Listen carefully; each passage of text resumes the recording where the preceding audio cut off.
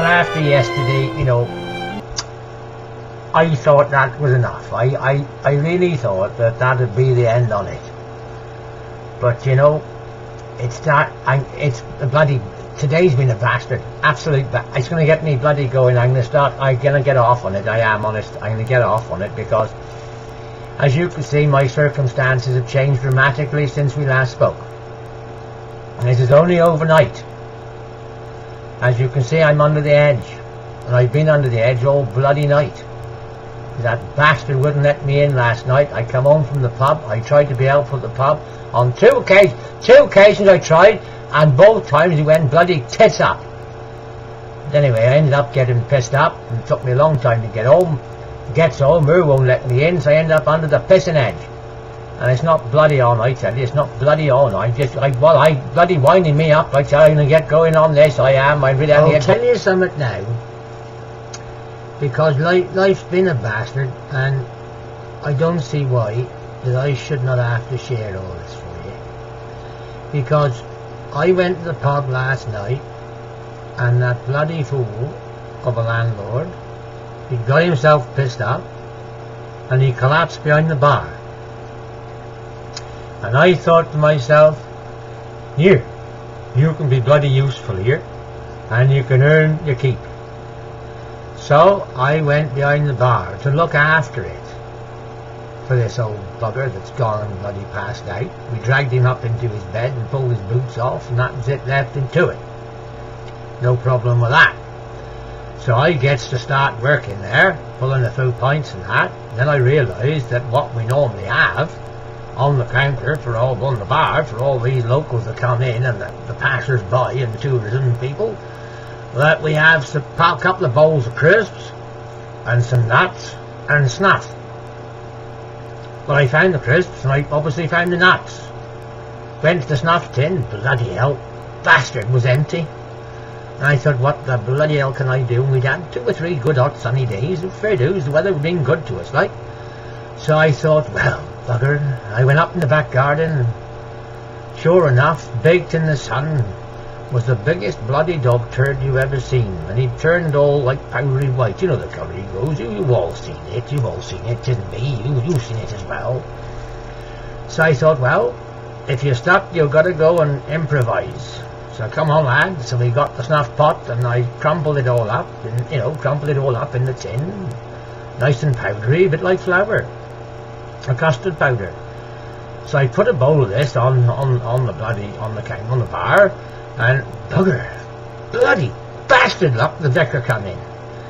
And he always comes in for half. And I said, evening vicar, how are you? And he said, I'm all right, Seth, thank you very much. I said, oh, well, good. And I thought, well, now, Christ, that's right under his bloody nose. I said, here, vicar, I said, you can't by chance smell any dog shit, can you? He said, no, Seth. He said, I've got a terrible cold, he said, and I wouldn't smell anything if you put it under my nose, boy. Well, I thought, I'm lucky here. This is going to be good. Damn if he doesn't take some snuff. And he said, Christ, Seth, that's some good stuff. And I said, why's that, vicar? And he said, well, I got this stinking bloody cold and I couldn't smell dog shit when I come in, but I can now. I thought, oh bloody hell, that's gone, oh bloody pear-shaped. And then the next thing, this bloody coach driver come in, and he said, here, do you take coaches? I said, well, you're on the car park now, I suppose we bloody well do, don't we? What's the matter with you? He said, I got 40 on board. I said, well, it's only me serving, as long as you don't mind waiting. He said, well, it's none of that. He said, being politically correct, he said, they was out sight. I said, what do you mean, they're blind? He said, I said, oh, well, you can read them in, that's all right. So they came in, all hand in hand in the big line. And they stood up at the bar and they had a couple of pints, and he said, well, I can't go yet. He said, because my tachyometer thing in the cab, he said, I can't drive for another hour. He said, who's that field next to you? I said, well, that's ours. What's in mine? I said, the landlord, if he's pissed up and lying up in bed, I said, I'm just looking after the bar for him as a favour. And he said, well, can the lads have a game of footy? I said, what do you mean footy? He said, a game of football. I said, well, yes, they can do. I said, but hold on. I said, how, if these lads are blind, I said, how the bloody hell are they going to play football? Oh, he said, that's easy. He said, we've got a ball, he said, with the bell in. He said, I gets them all in a circle, he said, and I chucks it in the middle, and he goes tinkly-tink, tink, tink, and they hear the ball, he said, and they start bloody kicking and then going all over the bloody shop. He said, it'll wear the buggers out, it'll wear the buggers out. I said, well, you know, it's nothing to do with me. I said, if you think you can manage, and you can manage that, I said, you know, you can go ahead. Go ahead, I said, it's on my head, be it, but you can bloody go ahead, I said. I don't mind at all. So off they went, and they all trooped outside, and he got this bloody ball. I heard him from inside, and he tinkle, tinkle, tinkle, and he chucked it in, and he went bash, ball, bloody hell, there was all to play. They were all over the bloody shop after this ball with the bell in it. But I was still serving, so that was that, no problem at all. And probably about 15 minutes had gone by, and this chap come in off the field, and he said, here, he said, who's with these bloody footballers? And I said, well, it's not me. I said, it's him. Why, what's the matter? He said, well, in playing football. I said, yeah. He said, but they're kicking the shit out of my Morris dancers. I said, oh Christ, no. So it was more bloody trouble again. It was more bloody trouble. Life's a bastard, absolute bloody bastard. What bastard? So anyway, I took to the bloody beer. I thought, bloody, I'm going to have a bloody drink. So anyway, I got myself a bit, well, the wrong side of the few, you know. And I did stagger. I staggered a bit. I was going a bit to the left, a bit to the right, a bit to the back, a bit more forward. I eventually got there. Anyway, I tried the key in the bloody door. Do you think the bastard thing would not turn. It would not bloody turn. And I looked up the bloody, and there it was. Her bedroom light was still on. I thought, you bastard, why don't you bloody let me in? So I stood back and I shouted at her. I said, let me in, you bugger. I know you're in. The bloody lights are on. And as I said that, somebody tapped me on the shoulder. I turned round to the copper, and he said, here, tell me why you've got your key in the flap on the lamppost. Well, I tell you now, that was it. That was it. It did my bloody day in, I tell you. It did my bloody day in. And if that wasn't enough, really, I forgot to mention, on the way down to the pub, I went down the bank, because obviously the pub's up the bank, but he's halfway up, and then I was at the top end there. I've been to Mary's, actually.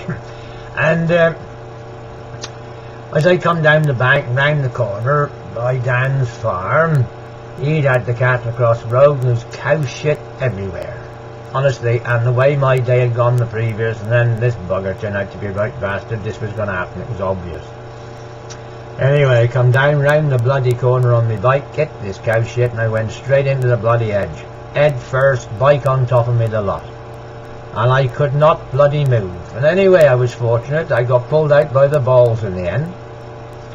And I thought, well, this is one of those days, I'm plastered in shit, and that's the end of it. I'm going down to the pub. And what happened down the pub, you know about.